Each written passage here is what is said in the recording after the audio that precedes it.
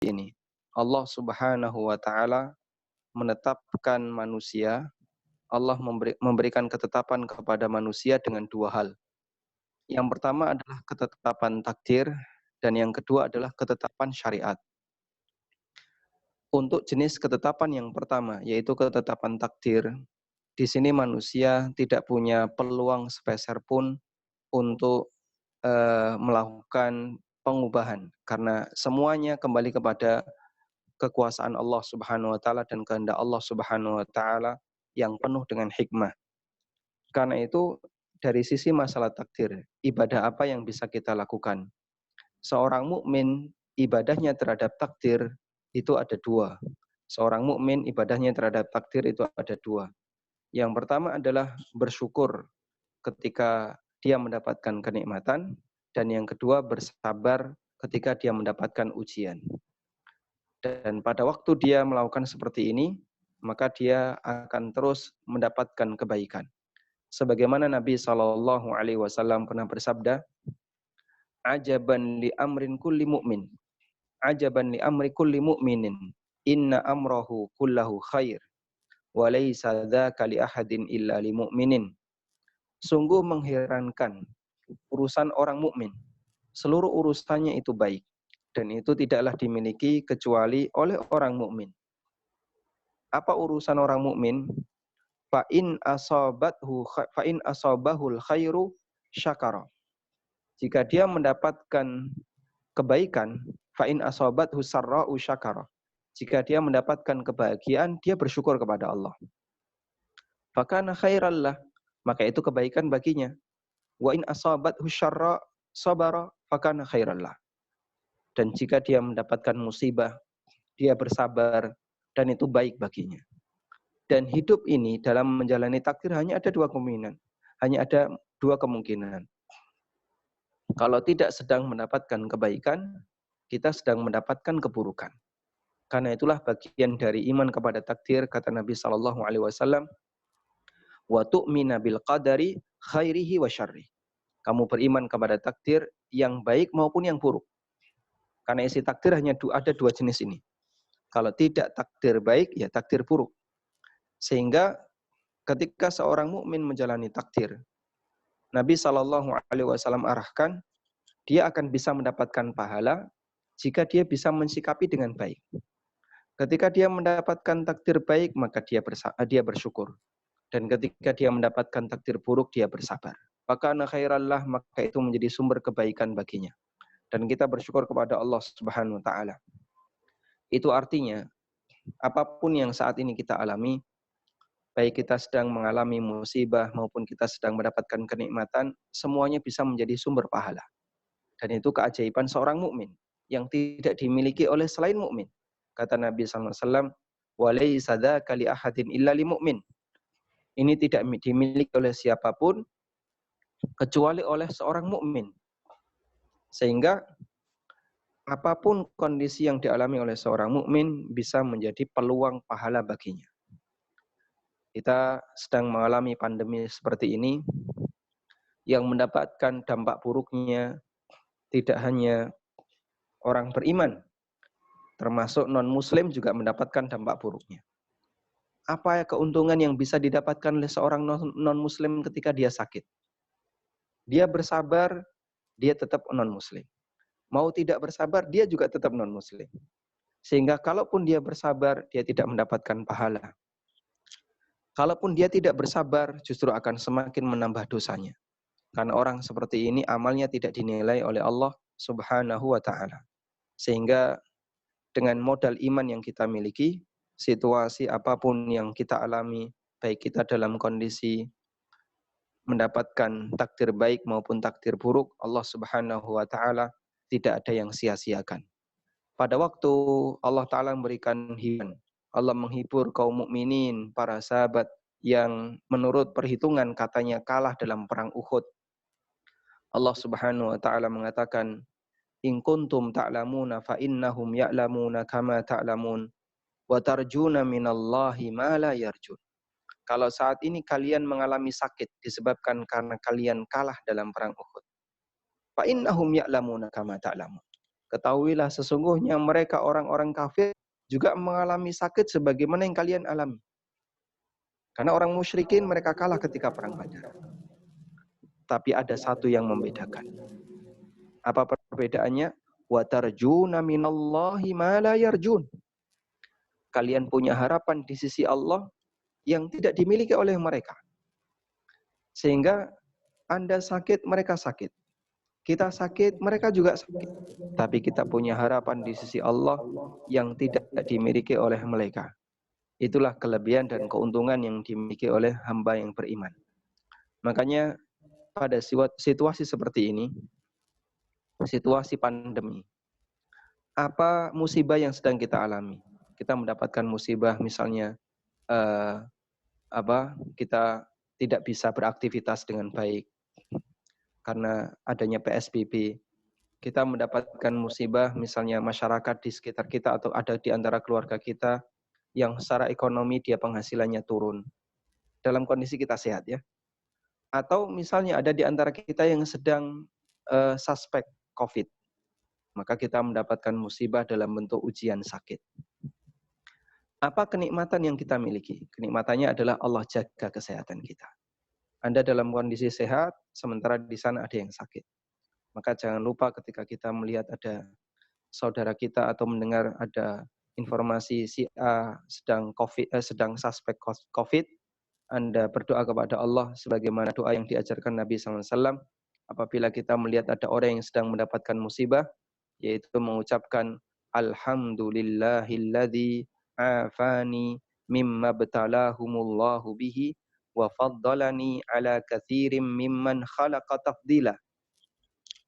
Yang kata Rasulullah sallallahu alaihi wasallam, siapa yang membaca doa seperti ini ketika dia menjumpai ada orang yang sedang mendapatkan ujian, illa afahullahu min dzalikal bala, maka Allah taala akan menjauhkannya, akan melindunginya dari ujian tersebut. Sehingga apalagi posisi Anda yang berada di rumah sakit, tentu Anda akan sangat sering melihat orang yang sedang sakit, baik sakit fisiknya maupun sakit mentalnya. Melihat situasi seperti itu, bersyukurlah kepada Allah dengan mengucapkan Alhamdulillahilladzi afani mimma btalahumullahu bihi. Segala puji bagi Zat yang telah melindungiku dari musibah yang sedang didapatkan oleh orang ini. Wa faddalani ala katsirin mimman khalaqa tafdila, dan Allah memberikan kelebihan bagiku, kelebihan yang sangat banyak dibandingkan makhluknya yang lain. Kemudian yang kedua adalah ketetapan syariat. Dalam hal ini kita akan membahas tentang beberapa fikih ibadah yang perlu kita lakukan ketika kita sedang menjalani pandemi. Seperti yang kita tahu, posisi pandemi ini menghalangi kita untuk melakukan banyak gesekan dengan yang lain, sehingga kita tidak bisa beribadah sebagaimana dalam kondisi normal. Namun sebenarnya tidak semua ibadah itu terhalangi dengan adanya pandemi. Hanya ibadah yang butuh tempat tertentu atau ibadah yang butuh perpindahan fisik itu yang terpengaruh. Sedangkan ibadah yang tidak membutuhkan hal itu tidak terpengaruh. Sehingga adanya pandemi ini yang terpengaruh dengan atau yang memberikan pengaruh terhadap ibadah hanya untuk ibadah yang butuh tempat. Apa saja ibadah yang butuh tempat? Ada ibadah yang dia hanya butuh waktu, tidak butuh tempat. Ada ibadah yang butuh tempat dan butuh waktu. Contoh ibadah yang butuh waktu, tidak butuh tempat, misalnya puasa. Anda bisa puasa di tempat manapun. Karena tidak harus di masjid, tidak harus di tanah suci. Ada ibadah yang dia butuh tempat dan waktu sekaligus. Contohnya sholat Jumat, sholat jamaah, termasuk sholat Id. Ada ibadah yang dia butuh tempat, tidak butuh waktu. Dalam arti waktunya bisa kapanpun, tapi tempatnya tertentu. Contohnya ibadah umroh. Nah, dari sekian ini, ibadah yang terpengaruh dengan adanya kondisi pandemi COVID, hanyalah ibadah yang butuh tempat. Seperti sholat jamaah, sholat Jumat, dan umroh. Nah, kemudian terkait masalah sholat jamaah, sholat Jumat, dan umroh. Seperti yang kita tahu, pemerintah sudah menetapkan agar masyarakat melakukan PSBB, sehingga setiap aktivitas ibadah yang di situ menghimpun massa untuk sementara dihentikan. Seperti sholat jamaah di masjid. Maka kita sebagai kaum muslimin yang sadar akan hal ini, kita mengatakan sami'na wa ata'na. Dan para ulama menegaskan diperbolehkan untuk tarkul jumu'ah wal jamaah liman maridha, bagi mereka yang sakit. Diperbolehkan untuk meninggalkan sholat Jumat dan jamaah disababil marad, disebabkan karena orang itu sedang sakit. Maka tidak masalah ketika orang sakit tidak melaksanakan sholat Jumat maupun jamaah. Dan ini dengan ijma' ulama sebagaimana keterangan Al-Mardawi. Kemudian bolehkah meninggalkan sholat Jumat dan jamaah? Li khaufil marad, karena khawatir nanti tersebar penyakit, khawatir tertular penyakit. Jawabannya Al-Mardawi juga membolehkan hal ini. Sehingga kata Al-Mardawi, yajuzu tarkul jum'ah wal jamaah li maradin bittifaq wa li khaufil marad. Boleh meninggalkan sholat Jumat dan jamaah disebabkan karena sakit dengan sepakat ulama, dan juga disebabkan karena khawatir tertular penyakit. Sehingga tidak jadi masalah ketika orang tidak sholat jamaah tapi sholat di rumah disebabkan karena adanya kekhawatiran tersebarnya pandemi COVID. Dan ini tidak hanya berlaku untuk sholat jamaah saja, termasuk juga Jumatan. Lalu bagaimana dengan hadis yang sahih yang diriwayatkan oleh Muslim, di mana Nabi SAW memberikan ancaman bagi orang yang meninggalkan Jumatan sebanyak 3 kali, maka Allah Ta'ala akan mengkunci mati hatinya. Sehingga Allah jadikan hatinya sebagai hati al-ghafilin, orang-orang yang lalai. Jawabannya hadis ini hadis yang sahih. Namun hadis ini berlaku bagi mereka yang meninggalkan sholat Jumat atau meninggalkan Jumatan tanpa uzur. Karena malas atau karena ya tidak ada uzur. Tapi kalau karena uzur, maka tidak ada batas waktu. Seperti misalnya seorang musafir yang berada di kapal. Seperti seorang musafir yang berada di kapal, maka dia tidak bisa melaksanakan Jumatan dalam waktu yang lama sepanjang safarnya di kapal. Baik. Kemudian berikutnya adalah untuk sholat Id. Untuk sholat Id, kita tidak bisa berkumpul di satu tempat baik di masjid maupun di lapangan. Dan para ulama mengatakan, sebagaimana yang difatwakan oleh Lajnah, bagi mereka yang tidak bisa melaksanakan sholat Id karena udzur tertentu, karena sakit, maka dia bisa melakukan qadha sholat Id di rumahnya. Itu berlaku untuk mereka yang sakit.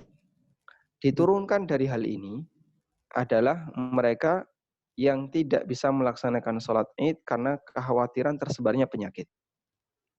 Karena itulah fatwa yang diterbitkan oleh Lajnah Daimah, bahwa mereka yang tidak bisa melaksanakan sholat Id karena faktor penyebaran penyakit atau yang lainnya, maka dia boleh mengerjakannya di rumah.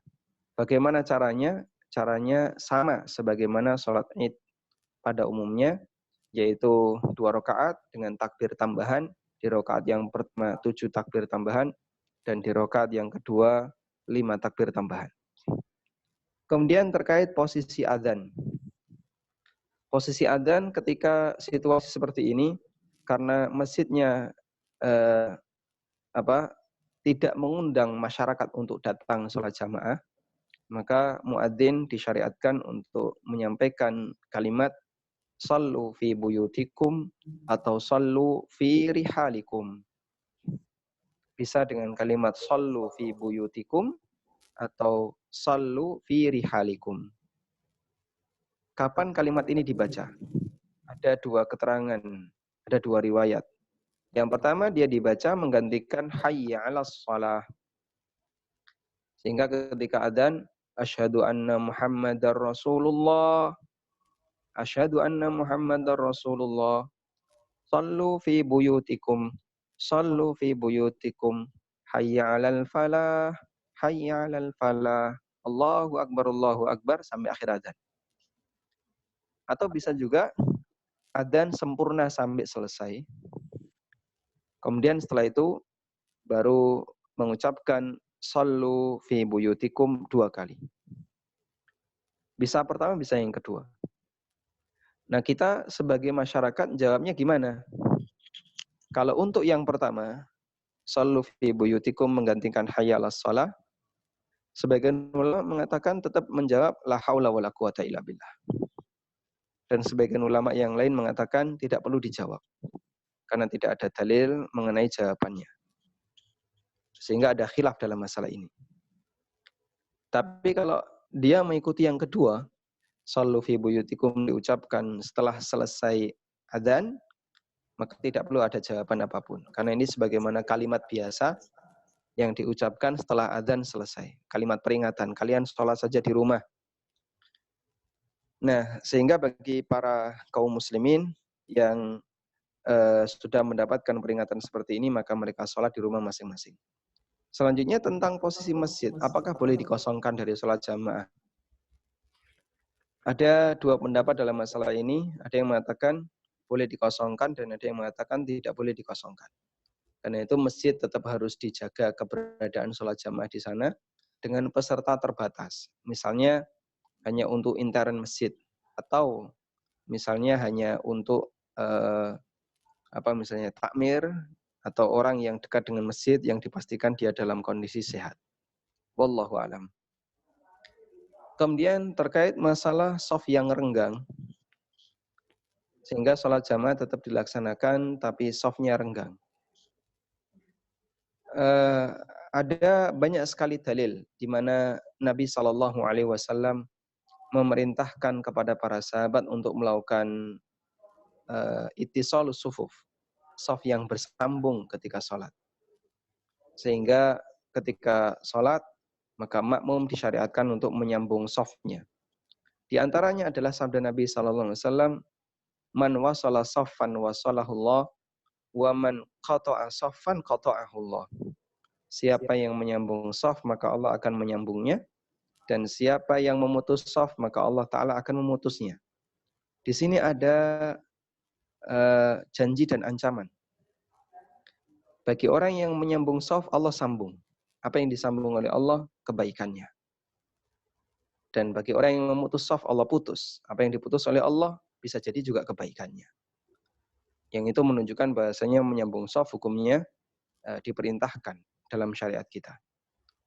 Karena itu, terkait shaf yang renggang, wallahu ta'ala alam, ada 2 pendapat ulama dalam masalah ini. Sebagian menilai ini tidak boleh. Ini tidak boleh, sebagian menilai ini diperbolehkan. Dan kita tetap menghargai adanya perbedaan ini.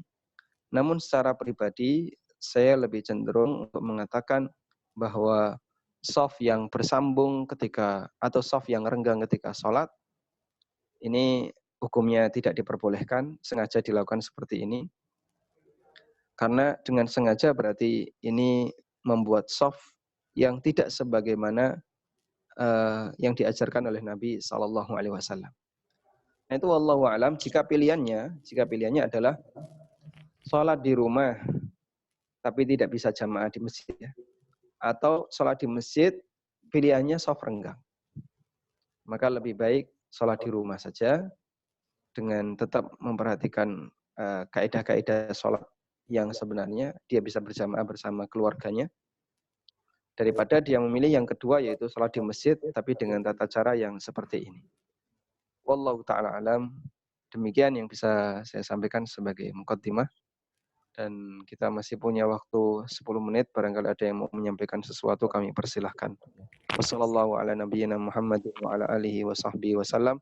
Wa akhiru da'wana anilhamdulillahi rabbil alamin. Jazakallah khairan kepada Ustaz Aminur Faiz atas paparannya yang sangat berfaedah bagi kita semuanya. Silakan bagi jamaah, ada pertanyaan barangkali?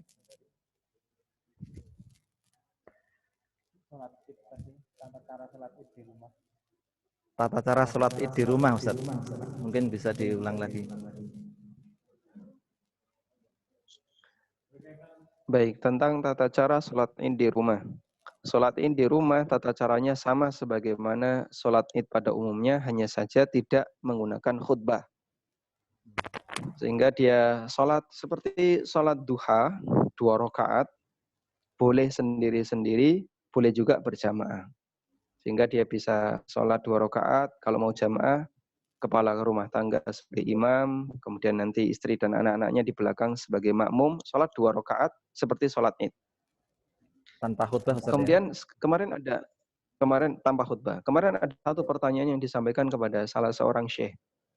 Bolehkah saya menyampaikan sebuah khutbah sesuai dengan ilmu yang saya miliki dalam rangka litauiyah, ya dalam rangka untuk memberikan nasihat?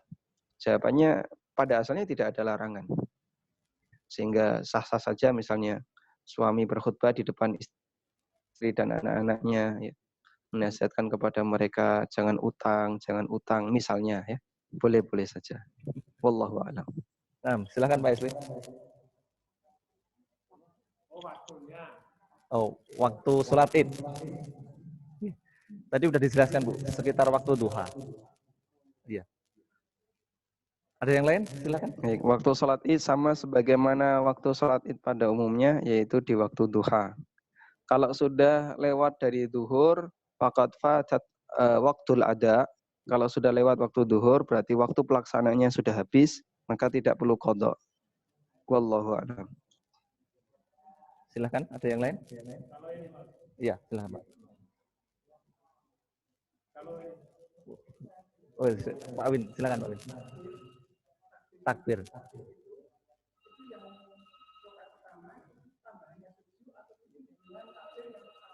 Nah, cukup. Ya, Ustaz, pertanyaan tentang jumlah takbir sholat id. Untuk rakaat pertama itu apakah 7 itu terpisah dari takbiratul ihram atau jadi satu dengan takbiratul ihram 7 tersebut? Baik, takbir sholat id tumo ya, pitu limo.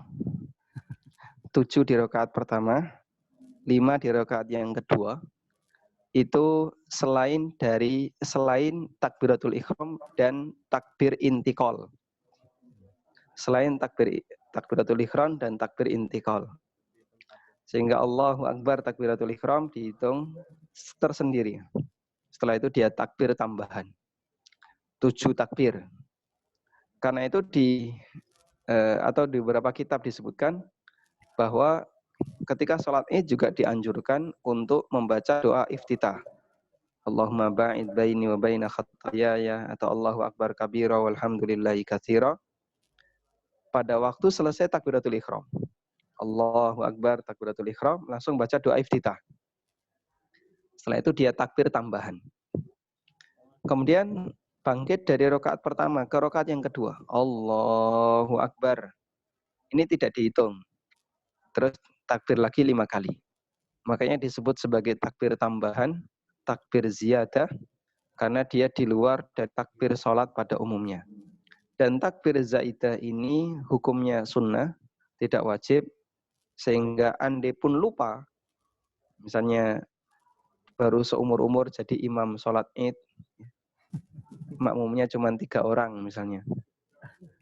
Lalu dia lupa, Allahu Akbar, langsung baca Fatihah. Ya, kalaupun lupa, sholat idnya tetap sah dan tidak perlu diulang. Wallahu a'lam. Bacaan di antara takbir tersebut adakah yang khusus itu, Ustaz? Menurut keterangan Ibnu Mas'ud radhiyallahu anhu, antara takbir-takbir zaidah ini bacaannya zikir biasa. Subhanallah, alhamdulillah, Allahu akbar. Wassalatu Allahumma salli wa sallim ala nabiyyina Muhammad. Dan ini boleh diamalkan, boleh juga tidak, karena ini sifatnya hanya saran yang diberikan oleh Ibnu Mas'ud radhiyallahu anhu. Ya, jazakallahu khairan. Silakan Pak. Di majalah ini kan masih tapi untuk datang ke masjid atau jamaah ke masjid itu menurut saya itu saya memikir aman dengan masker dan sajadah sendiri. Menurut saya bisa menjaga juga tidak bersentuhan dengan jamaah lain. Nah, terus yang kedua pilihannya saya harus mematuhi pemerintahan untuk tidak ke masjid.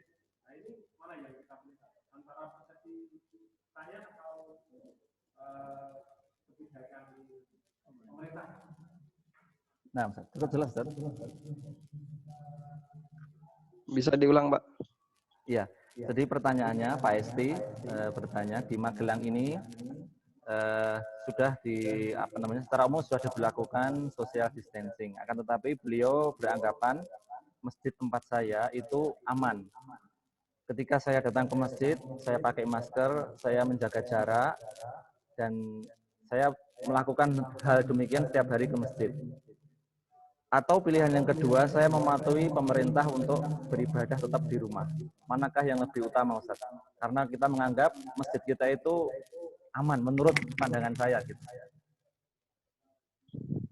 Baik, untuk yang pertama, ada dua pertimbangan dalam masalah ini ya. Yang pertama adalah pertimbangan kebijakan pemerintah, yang kedua pertimbangan pribadi. Kalau kebijakan pemerintah, selama masjid posisi Bapak tidak termasuk masjid yang dilarang untuk penyelenggaraan sholat jamaah, mungkin karena di pelosok dan masyarakatnya bukan atau tidak bisa diakses oleh orang luar, dan sehingga pemerintah menetapkan ya biarkan saja sah-sah saja. Artinya dengan sepengetahuan mereka tidak ada larangan, maka sholat jamaah di situ silahkan. Namun dengan ketentuan harus softnya rapat, ya, bukan soft renggang. Sebagaimana sholat jamaah biasa. Karena soft renggang ini secara pribadi dan pendapat yang disampaikan oleh Syekh Dr. Abu Muhsin Al-Abbad, hafizahullah, beliau anggap batal sebagai jamaah. Ya, terlepas dengan adanya pendapat yang kedua yang mengatakan boleh sebagaimana yang ada di Masjidil Haram. Ya. Kemudian pertimbangan pribadi. Kalau pertimbangan pribadi itu misalnya, adakah sisi kekhawatiran Anda untuk tertular? Atau posisi Anda sebagai orang yang saat ini sedang misalnya sering keluar, ya, kemudian dikhawatirkan nanti jangan-jangan saya termasuk karier yang mungkin belum begitu terasa. Lalu Anda membuat kebijakan, baik saya di rumah saja. Berarti itu sifatnya pertimbangan pribadi. Dan kalau misalnya Anda merasa kayaknya saya juga aman, jamaah aman, maka saya sholat jamaah dengan membentuk soft yang normal, insya Allah tidak masalah. Wallahu a'lam. Jazakallah khairan. Baik. Jelas Pak Esti ya? Silakan Bu. Yang tadi apa? Tadi pertanyaan yang kedua, pertimbangan kita itu saya karier dan saya bisa menularkan orang lain. Kalau tadi kan saya takut tertular. Tapi untuk saya karier tidak takut menularkan itu boleh. Tetap ke masjid. Saya tidak ke masjid. Oh, tidak ke masjid, tapi tetap di rumah. Oh, iya. Ya boleh. Gimana Ustaz? Kalau saya tetap berada di rumah, tidak ke masjid, karena saya takut jangan-jangan saya juga karier menularkan ke orang lain, sehingga saya meninggalkan jamaah di masjid begitu. Boleh, bahkan ini yang difatwakan MUI juga ditekankan oleh banyak asatidzah dan banyak yang memfatwakan seperti itu. Di posisi siapapun yang dikhawatirkan dia menularkan penyakit, maka tidak boleh dia ikut ke masjid. Syekhul Islam menyebutkan sebuah riwayat bahwa ada orang yang mengalami sakit lepra di masa Nabi SAW mau membaiat beliau, tapi beliau minta tolong diwakilkan saja. Dan orang ini tidak diizinkan masuk Madinah. Padahal itu urusan baiat, bukan cuma sholat jamaah. Yang itu dijadikan dalil bahwa tidak boleh orang yang sakit atau orang yang membawa penyakit atau dikhawatirkan membawa penyakit mendekati kepada orang yang sehat. Wallahu a'lam. Nah, jazakallahu khairan. Silakan. Ada yang lain lagi? Baik, kalau tidak ada pertanyaan dari saya, Ustaz. tentang para pedagang. Para pedagang, misalnya teman-teman kita ada yang berdagang makanan di siang hari ya, warung bakso atau mie ayam. Sementara itu hanya pekerjaan satu-satunya yang dia bisa kerjakan. Nah ini di situasi pandemi seperti ini, bagaimana hukumnya dia tetap berjualan di tengah hari Ramadan karena hanya itulah satu-satunya maisha dia begitu. Apa hukumnya berjualan di siang hari di bulan Ramadan khususnya makanan, Ustaz?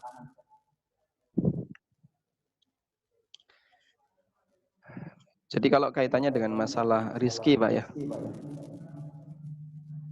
tidak mungkin Allah Ta'ala memberikan rizki kepada hamba, tapi dia harus bermaksiat dulu. Ini bagian dari kaidah. Karena mendapatkan rizki itu hak setiap hamba. Allah Subhanahu wa Ta'ala yang menjamin rizki para hamba. Karena itu tidak boleh dijadikan alasan saya bisanya hanya ini. Seperti beberapa perampok kemarin waktu ditangkap, maling waktu ditangkap. Kenapa begitu keluar penjara kok kayak gini lagi, kumat lagi? Ya, memang penghasilan saya bisanya hanya ini. Ya itu tidak bisa jadi alasan. Kita bisa menerima ini karena ini tindakan merugikan orang lain. Baik, kalau untuk urusan misalnya berdagang ketika siang hari puasa, siang hari Ramadan, ya sama saja. Ini melanggar aturan syariat. Karena ada unsur tolong-menolong dalam maksiat. Sehingga dalam kasus ini tidak diperbolehkan bagi dia untuk berdagang. Terus urusan kewajiban dia mencari nafkah dan seterusnya, masih banyak peluang yang lain. Allah tidak memberikan rezeki kepada manusia hanya dari satu jalur. Dan tidak mungkin dia hanya bisa dapat rezeki dari situ. Dia bisa mencari jalur yang lain. Karena itu pilihannya sebagai saran, satu ya, dia berdagang selama 11 bulan. Dan dia harus pintar untuk menyisihkan, saya harus nabung selama Ramadan, saya nggak boleh jualan. 11 bulan, dia berdagang. Begitu masuk Ramadan, dia libur. Tapi dia punya tabungan, khusus untuk 1 bulan, dan dia perjuangkan selama 11 bulan. Kalau memang dia adalah orang yang yang pandai dalam mengatur rencana belanja, insya Allah bisa.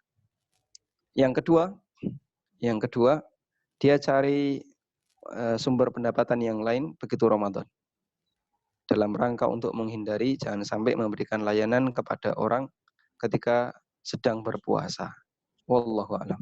Nah, Ustaz, berarti ini apakah khusus hanya untuk kategori toko warung makan atau misalnya barang-barang lain, Ustaz, yang itu bukan berupa makanan, Ustaz? Toko kelontong misalnya, seperti itu apakah juga termasuk dalam hal ini?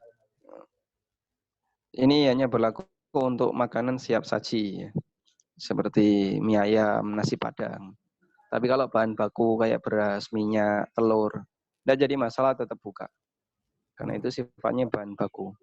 Apalagi yang bukan makanan ya, beras, apalagi yang bukan makanan, kerikil, pasir, semen, kan. Nggak ada hubungannya dengan puasa. Nah, oke, jazakallah khairan. Ada pertanyaan lagi? Pak Bin? Satu lagi, Ustaz, mungkin menjawab dari beberapa orang yang mengatakan, lah itu ternyata pasar saja buka, masa kita lebih dianjurkan di rumah daripada harus mendatangi masjid. Menjawab seperti ini bagaimana, Ustaz? Ada pertimbangan dari sisi pribadi dan ada pertimbangan dari sisi syariat. Syariat itu memberikan kelonggaran. Nah, di situasi seperti ini, karena ada kekhawatiran terjadi penularan, maka syariat memberikan kemudahan. Jangan memperparah situasi. Silahkan sholat di rumah. Sementara untuk masalah belanja, untuk masalah misalnya mudik, bukan mudik ya, pulang kampung ya. Nah, itu urusan pribadi masing-masing. Kalau urusan pribadi, sifatnya kembali kepada kebijakan pemerintah. Misalnya pemerintah sudah membuat kebijakan PSBB, lockdown, semua toko tutup. Kok dia tetap keluar, yaitu melanggar aturan pemerintah. Nah, dua hal ini jangan dibandingkan. Ini aja keliaran. Nah, itu kan dia urusan pribadi dia. Tapi untuk urusan sholat jamaah, sholat id, atau sholat Jumat, ini urusan syariat. Dan kaidah dalam syariat, jika di sana ada madzannah, ada tensi besar, di mana itu akan memperparah keadaan manusia dari sisi penyebaran penyakit, maka syariat memberikan keringanan dalam masalah ini. Karena al-masyaqqah tajlibu taisir. Ketika di situ ada kesulitan, maka mengharuskan adanya kemudahan. Wallahu a'lam. Nah, jazakallah khairan Ustaz atas jawaban yang Wa jazakallahu khairan. Saya kira cukup, nggak ada yang lain lagi. Baik, Ustaz Ami, kami ucapkan jazakumullah khairan wa barakallahu fikum atas wa jazakumullah khairan wa fikum barakallah dan waktunya. Allah yahfadzukum. Nah, Ustaz, silakan. Baik, wassalamualaikum warahmatullahi wabarakatuh. Waalaikumsalam warahmatullahi wabarakatuh. Jazakumullah khairan.